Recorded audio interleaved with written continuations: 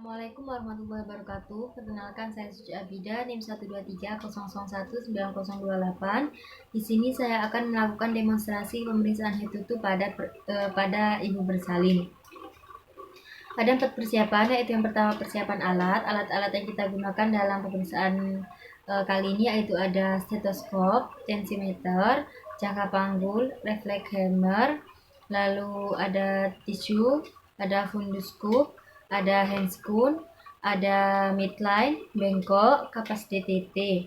Setelah itu persiapan ruangan, kita tutup tirai terlebih dahulu untuk menjaga privasi pasien dan kita nyalakan lampu jika diperlukan.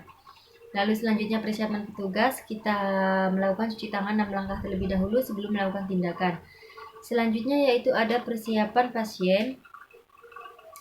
Kita sampaikan kepada ibu maksud dan tujuan prosedur yang akan kita lakukan.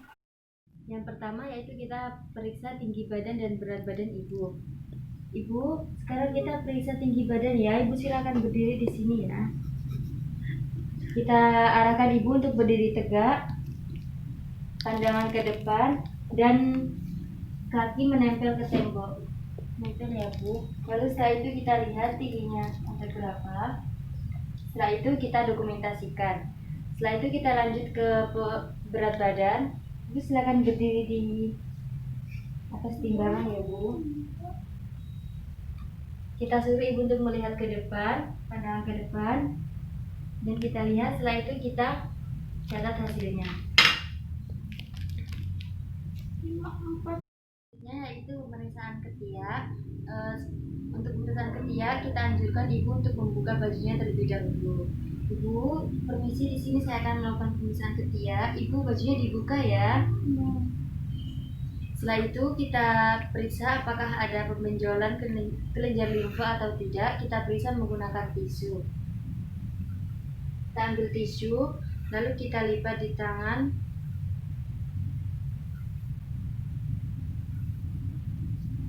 Seperti ini. Untuk tangan satunya juga sama.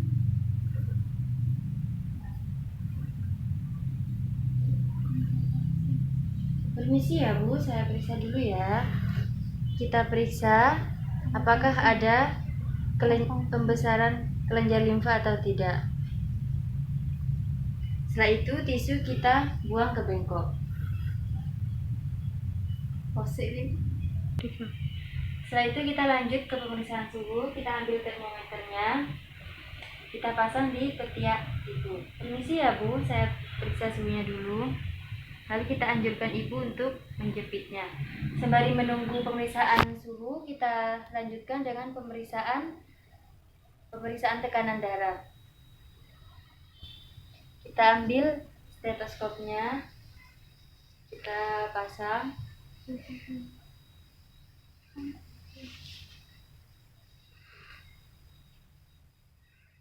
Lalu kita ambil tensimeter.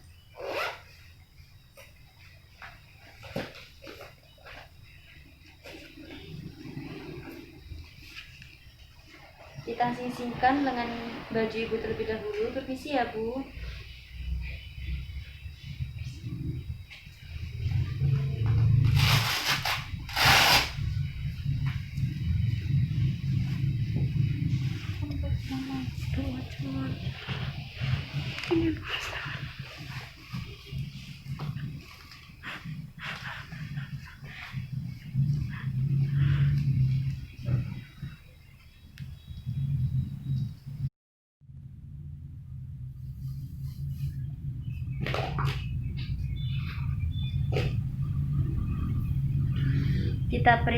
Kita periksa kunci balon. Setelah itu jika sudah, kita mulai memompanya.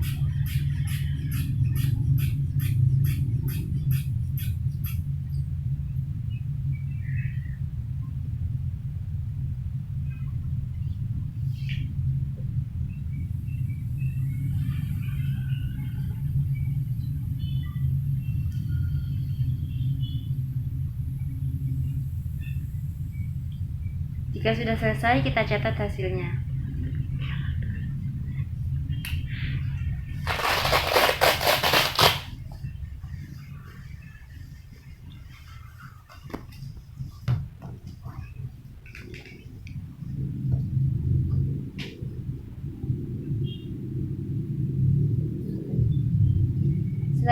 kita ambil termometer yang tadi sudah kita pasang. Permisi ya Bu. Lalu kita lihat hasilnya dan kita dokumentasikan. Yaitu pemeriksaan nadi dan pernafasan. Kita ambil jam tangan yang ada jarum detiknya, lalu kita periksa di nadi radialis ibu yang sejajar dengan ibu jari. Setelah itu untuk pemeriksaan pernafasan kita lihat pergerakan dada ibu. Kita periksa selama 1 menit penuh. Dan untuk normalnya untuk nadi itu 60-100 kali per menit, dan normal pernafasan 16-24 kali per menit. Sudah Ibu, terima kasih. Setelah itu kita catat hasilnya. Selanjutnya yaitu pemeriksaan rambut. Kita lihat karena ibunya berkerudung, kita anjurkan ibu untuk membuka kerudungnya terlebih dahulu. Ibu, kerudungnya dibuka tidak apa-apa ya Bu. Permisi. Setelah itu kita lihat rambut ibu warnanya hitam, lalu kita palpasi, kita masukkan tangan kita ke sela-sela rambut ibu seperti ini, sambil kita palpasi apakah ada benjolan atau tidak. Lalu kita lihat apakah ada ketombe atau tidak. Setelah itu kita lihat rambut ibu rontok atau tidak dengan cara kita tarik rambut ibu sampai keluar seperti ini. Lalu kita lihat apakah ada rambut yang menempel di tangan atau tidak. Setelah itu pemeriksaan muka. Ibu permisi, maskernya dibuka dulu ya Bu. Permisi ya Bu. Kita lihat wajah ibu itu ceria. Lalu kita lihat tidak ada odema dan tidak ada plasma gravidarum. Setelah itu pemeriksaan mata. Kita lihat mata ibu simetris atau tidak. Lalu kita palpasi apakah kita palpasi di bagian konjungtiva apakah anemis atau tidak. Permisi ya Bu, kita periksa dan arahkan ibu untuk melihat ke atas. Dan kita lihat konjungtiva ibu warnanya pink muda, berarti ibu tidak mengalami anemis. Setelah itu kita periksa sklera ibu apakah mengalami ikterus atau tidak. Kita palpasi, kita arahkan ibu untuk melihat ke bawah. Permisi ya Bu. Dan kita lihat ibu tidak mengalami ikterus.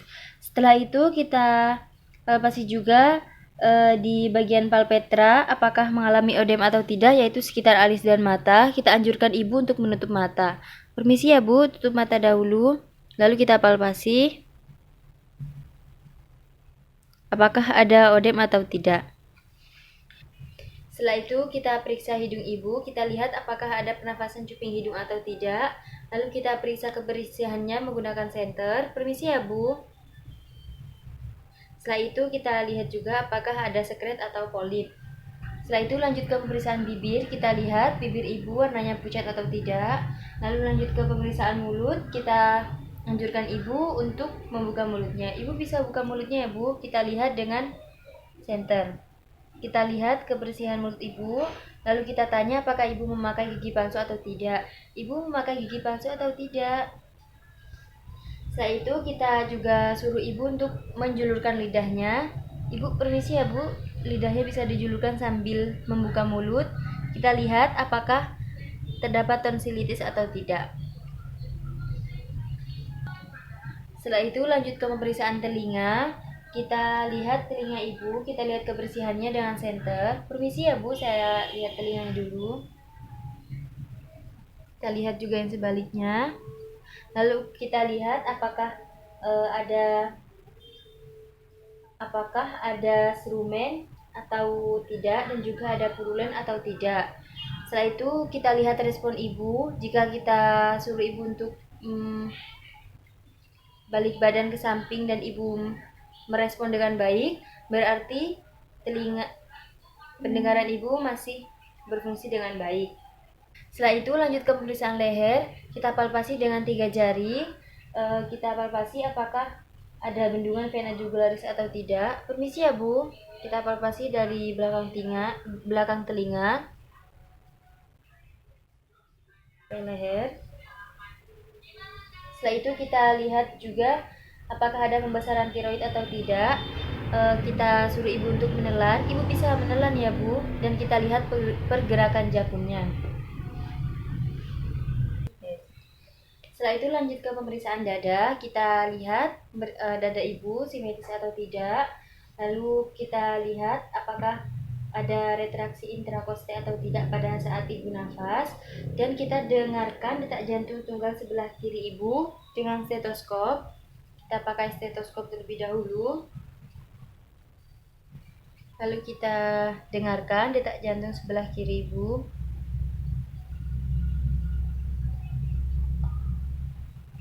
Setelah itu kita suruh ibu tarik nafas. Ibu bisa tarik nafas sebentar ya Bu. Apakah terdapat suara bronchi atau wheezing atau tidak?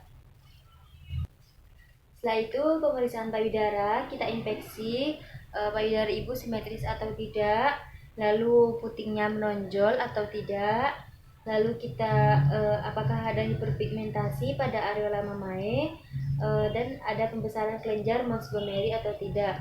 Setelah itu kita palpasi searah jarum jam seperti ini.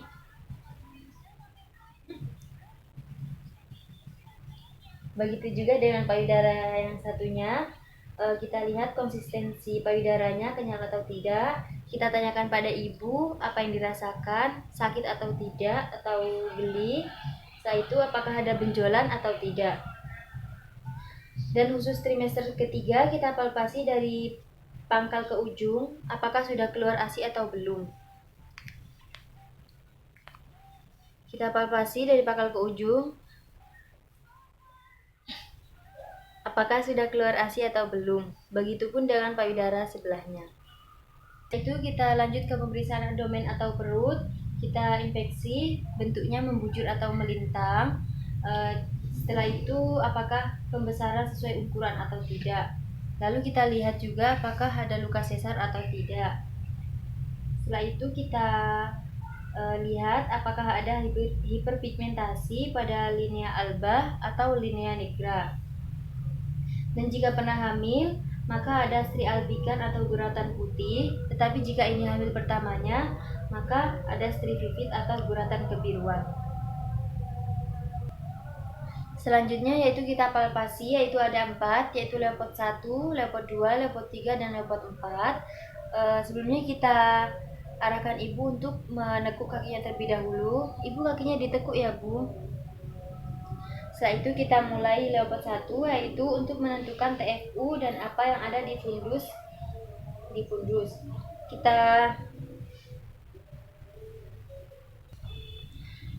Kita palpasi dari arah simpisis sampai fundus.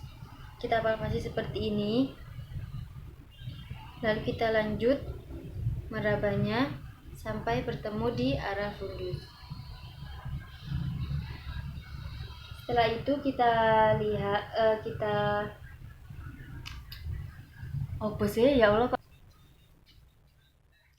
Setelah itu kita ukur menggunakan midline. Tangan kiri tetap di fundus.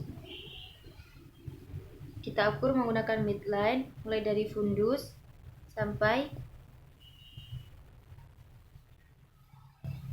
bawah simpisis.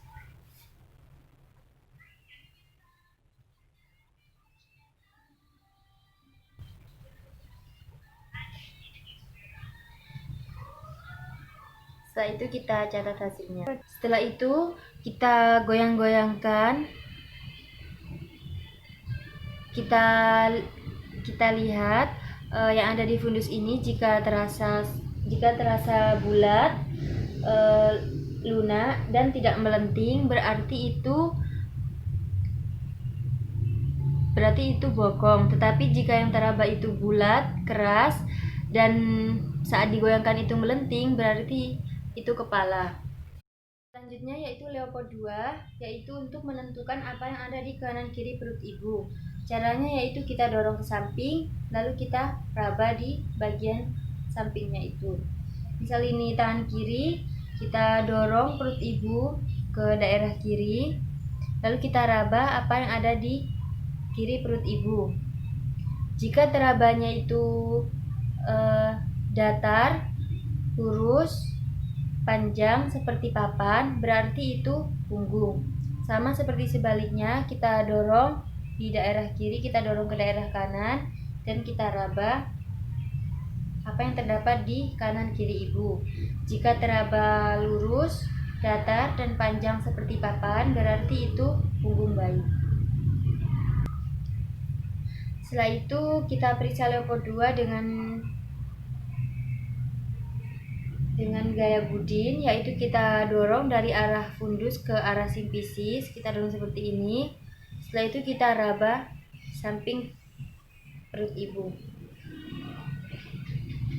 Jika yang teraba itu lurus, panjang, dan keras seperti papan, berarti itu menunjukkan punggung bayi.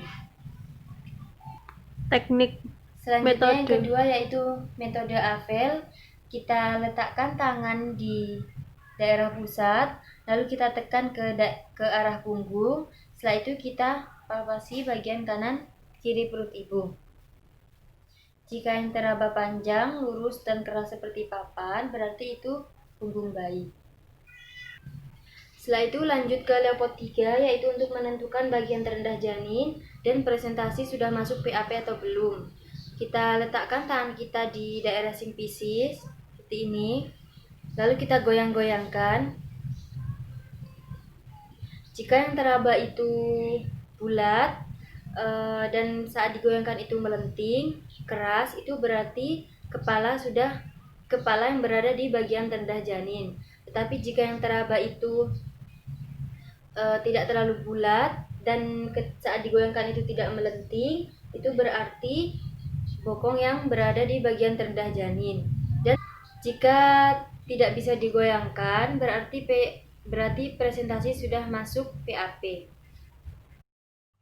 Setelah itu kita lanjut ke Leopold 3 dengan metode Knebel, yaitu dengan cara kita letakkan tangan satunya di daerah simfisis dan tangan satunya lagi di daerah fundus.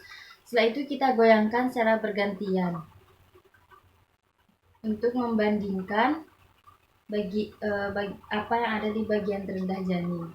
Jika di bagian terendah janin atau di simfisis ini terasa lebih keras dan terasa lebih bulat, lalu saat digoyangkan itu melenting, berarti itu kepala yang berada di bagian terendah janin. Tapi jika yang ada di bagian terendah janin itu tidak terlalu bulat, lalu lunak, dan saat digoyangkan itu tidak melenting, berarti itu bokong. Selanjutnya yaitu Leopold keempat. Sebelumnya kita posisikan ibu dengan posisi senyaman mungkin dan kita anjurkan ibu untuk meluruskan kaki. Setelah itu kita berbalik badan menghadap kaki ibu, lalu kita letakkan tangan kita di atas simfisis sesuai dengan lipatan paha seperti ini. Lalu kita temukan jari kita. Jika masih bisa bertemu, berarti janin itu belum masuk PAP atau konvergen. Tetapi jika jari kita tidak bisa bertemu, berarti presentasi sudah masuk PAP atau divergen. Jika hampir bertemu, berarti sepertiga bagian itu sudah masuk PAP. Tapi jika jari kita lurus, berarti sudah sebagian presentasi masuk PAP. Tapi jika jari kita keluar seperti ini, berarti hampir seluruh bagian sudah masuk PAP. Setelah itu yaitu pemeriksaan DJJ. Pemeriksaan DJJ ini normalnya 120 kali sampai 160 kali per menit. Lalu kita lanjut menentukan pintu maksimum, yaitu letak terkeras untuk mendengarkan DJJ. Dengan cara kita bagi perut ini menjadi 4 bagian, yaitu punggung kanan atas, punggung kiri atas, punggung kanan bawah, dan punggung kiri bawah. Karena presentasi sudah masuk PAP, maka posisi janin berada di punggung kanan bawah. Lalu kita lanjut mendengarkannya menggunakan funduskop. Sebelum itu kita untuk mencari DJJ ini kita bandingkan dengan nadi ibu, karena biasanya DJJ itu lebih cepat daripada nadi ibu. Kita hitung selama 1 menit penuh menggunakan jam tangan yang ada jam detiknya. Permisi ya Bu. Kita letakkan funduskopnya, lalu kita pegang nadi ibu untuk kita bandingkan.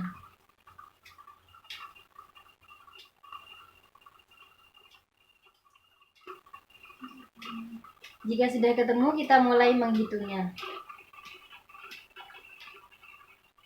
Kita hitung selama 5 detik, 5 detik menghitung, 5 detik istirahat selama 3 kali.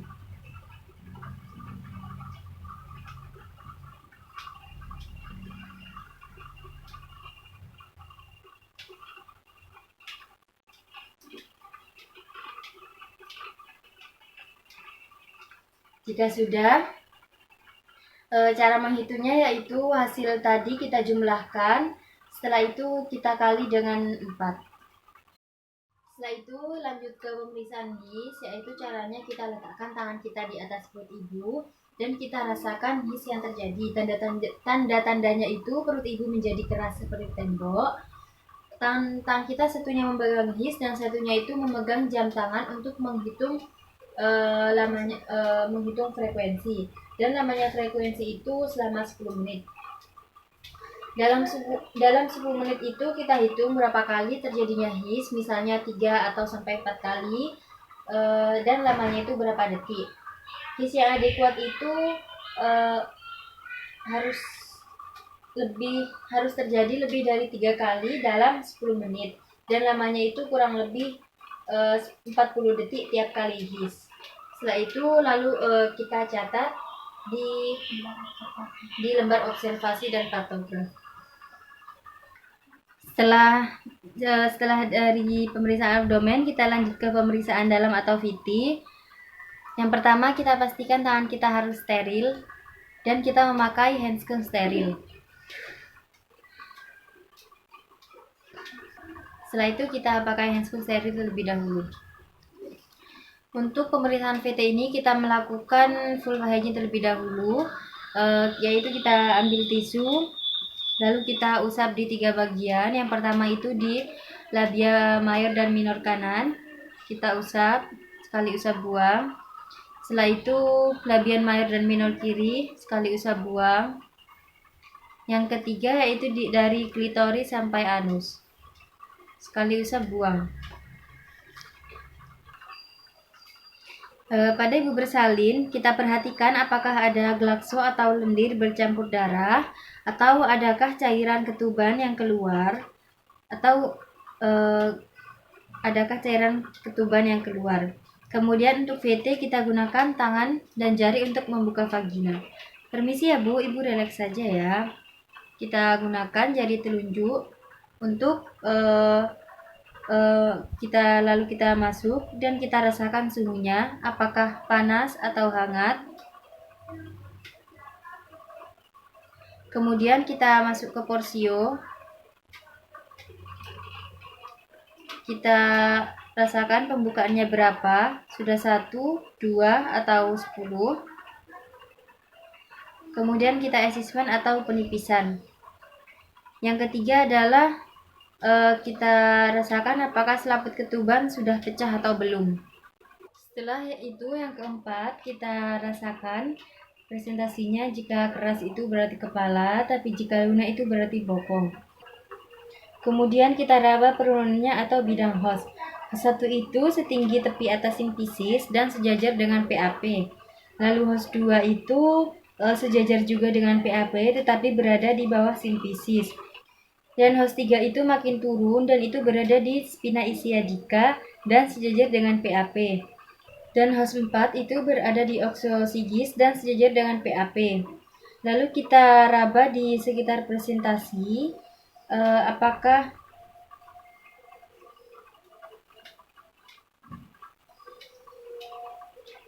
bagian kecil janin seperti tangan, kaki itu apakah sudah teraba atau belum. Jika sudah, kita keluarkan jari perlahan.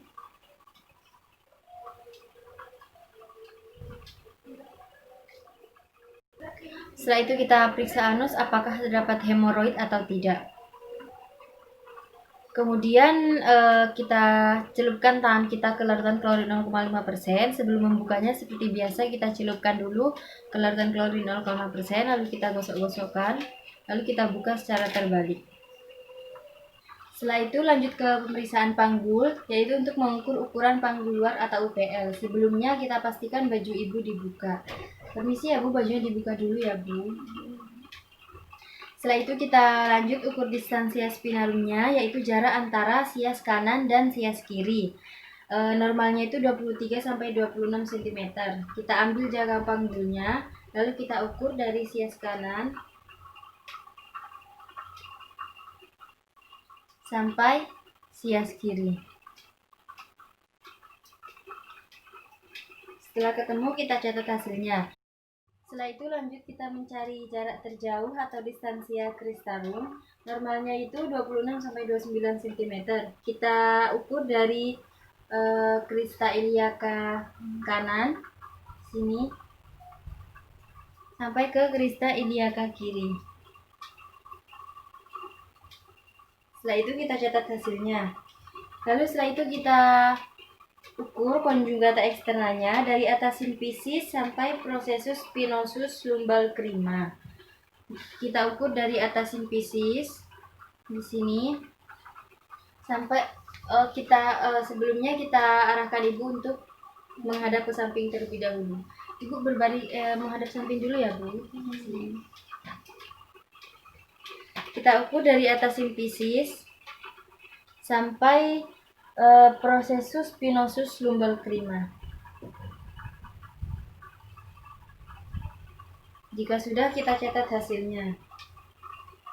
Setelah itu kita ukur lingkar panggul, yaitu normalnya 80 sampai 90 cm. Kita mengukurnya dari atas simfisis sampai kembali. Kita ukur dari atas simfisis.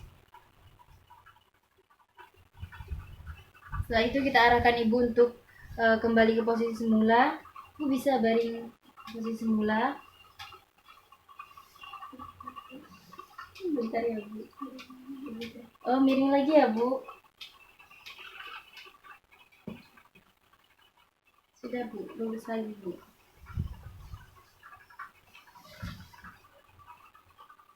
Jika sudah, kita catat hasilnya. Setelah itu yaitu kita ukur jarak tulang lucu ibu atau distansia tuberum. Dengan cara kita arahkan dulu ibu untuk agak mengangkat pantatnya. Ibu pegang kakinya di sini ya, Bu, agar pantatnya agak terangkat.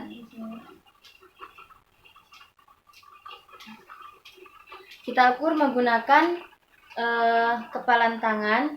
Jika satu kepal ini bisa masuk dalam panggul ibu, insya Allah ibu bisa melahirkan secara normal. Normalnya itu satu kepal tangan. Setelah itu kita lanjut ke pemeriksaan ekstremitas atas, yaitu di bagian metakarpal. Kita tekan, permisi ya, Bu, kita tekan seperti ini, lalu kita raba. Jika dalam 2 detik tidak kembali, berarti ibu mengalami odem. Setelah itu lanjut ke ekstremitas bawah, yaitu ada 3 bagian yang kita periksa. Yang pertama itu ada metatarsal, bagian sini. Kita tekan lalu kita raba. Jika dalam 2 detik tidak kembali, berarti ibu mengalami odem. Di sini selanjutnya itu di bagian os malleolus, kita tekan juga. Jika dalam 2 detik tidak kembali, berarti ibu mengalami odem. Selanjutnya di bagian tibia, kita tekan lalu kita raba. Jika dalam 2 detik tidak kembali, berarti ibu mengalami odem. Setelah itu yaitu pemeriksaan lila, kita anjurkan ibu untuk duduk terlebih dahulu. Ibu bisa berdiri ya, Bu, bisa duduk. Nyamping dulu, Bu, biar tidak pusing. Selanjutnya pemeriksaan lila, yaitu pertama kita tanyakan dulu pada ibu bagian tangan mana yang biasa dipakai untuk beraktivitas. Ibu, saya mau tanya, biasanya kalau makan atau melakukan sesuatu ibu pakai tangan yang mana? Tangan kiri Bu Bidan, tangan kanan Ibu Bidan. Oh, tangan kanan ini. Berarti kita periksa tangan kiri ibu. Kita anjurkan ibu untuk menekuk tangannya. Permisi ya, Bu, tekuk dulu ini. Kita ukur dari tulang acromion sampai olecranon. Kita ukur menggunakan midline. Kita ukur dari tulang acromion sampai olecranon. Setelah itu kita tentukan titik tengahnya. Baru kita ukur. Ibu, tangannya bisa diluruskan kembali.